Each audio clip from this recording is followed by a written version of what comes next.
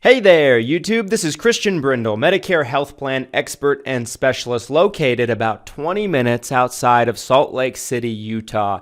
Today I'm here to talk with you about Medicare, Medicaid, different levels of Medicaid, what it means for you, and everything else in between. Let's just jump right in here. Oh, what does it mean when a person is dually eligible for both Medicare and Medicaid simultaneously? And actually, there's a lot of people that fall into this category in the country here. Medicare, for those of you who don't know, is essentially government-funded single-payer health insurance and healthcare system for people that are 65 years or older, or those of us that may experience disabilities, certain kind of disabilities, and they may have been able to get access to Medicare before they reach age 65. Medicaid, on the other hand, is assistance for people that are in low income brackets mostly. Medicaid is available to people with disabilities as well, but for the most part, it is most commonly used when people are in lower income brackets and they get assistance from their particular state. So how do the two work together?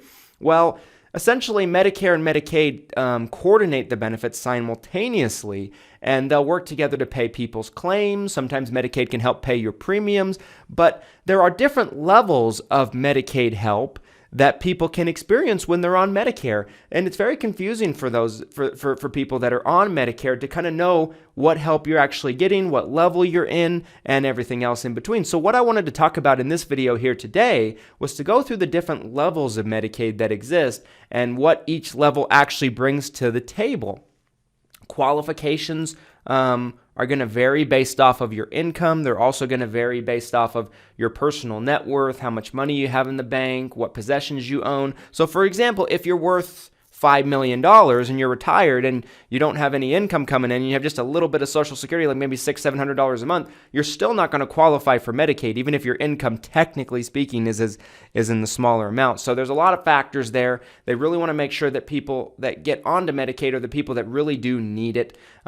So without further ado, I wanted to show a document from one of our insurance company partners that kind of does a really good job of breaking down each level of Medicaid when someone is on Medicare and goes over exactly what each level is going to bring to the table and how it's going to help you with your Medicare. So without further ado, I'm going to pull up that document here. So this document that we are talking about here today and that we're looking at together shows the different levels of Medicaid. The first one that we're going to be looking at is one that's known as Qualified Medicare Beneficiary. This is also known as QMB. What this means essentially, and I'll read it off the top here, is Medicaid pays your Medicare Part A and Part B premiums. So typically someone's not going to have to pay for Medicare Part A premiums if they have the working credits. That's what your FICA taxes pay for throughout your working life. But if you don't have those particular working credits, 10 years or 40 quarters, a QMB level Medicaid eligible individual will have the benefit of having Medicaid pay that premium for them. It'll also pay your Part B premium. It'll pay any Part B, A and B deductibles, co-insurance, co-payments. So essentially between the two, Medicare pays 80% of your bills, Medicaid would come in and pay 20% of your bills, and they would have 100% medical coverage. Okay. It's also common for QMB individuals to automatically get something along the lines of what's known as extra help, also known as low income subsidy, LIS, which will help them pay a lion's share of any prescription drug costs they have if it works with a Part D prescription drug plan. So the next level down that we have is SLMB, which stands for Specified Low Income Medicare Beneficiaries. So essentially what this means is Medicaid was going to pay the Part B premiums, but not the Part A premiums, and provide full Medicaid benefits. Okay, so it's the next level down from that. The next level underneath that is going to be what's known as QI, Qualifying Individual. Medicaid will pay the Medicare Part B premium only. They're not eligible otherwise for Medicaid benefits. So it'll help pay the premium, but it won't help pay for co-insurance and co-pays and different things like that. Now keep in mind, anybody on Medicaid is going to get help with their prescriptions, so that is something that just comes regardless of your level. Underneath that, you have what's known as full benefit dual eligible. At times, individuals may qualify for both limited coverage of Medicare cost sharing as well as full Medicaid benefits. qualified disabled, and so this is like your disabled Medicaid. It's a little bit of a different category there.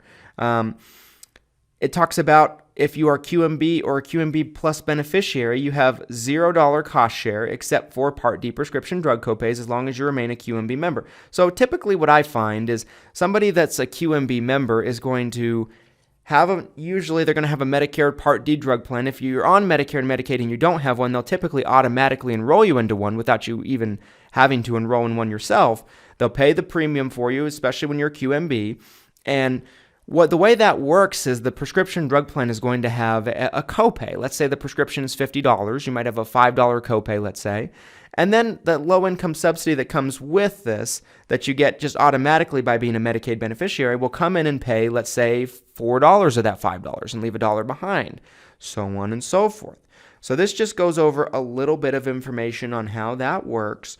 I hope this is helpful, everybody. And if you have any further questions about your Medicaid dual eligibility, there's a lot of information that goes into it, but this might at least provide some clarity as to what you get, what you might not get. If you enjoyed this video, do us a favor, drop a like on the video, comment on your situation. We'd love to know all about it. Make sure to subscribe for future Medicare and insurance-based content. Have a good one. Take care. Thanks so much for watching. If you enjoyed this video, make sure to drop a like on the video, comment your thoughts, and make sure to subscribe for future insurance and Medicare information.